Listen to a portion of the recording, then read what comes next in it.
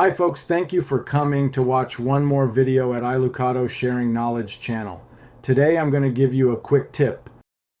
If you have a pet that usually chews your notebook wires, AC power cord, and to prevent your pet from getting a shock, or you lose your notebook cable, in this case, it's a notebook cable, I'll give you a tip. You will buy the spiral cable organizer, and then you can protect your cable. You will pass all around, and you can protect from your pet's chew. All right? Or if you have a kitten, a dog, or any pet of yours, like a little bird that bites, a turtle that wants to eat the cable, and so on.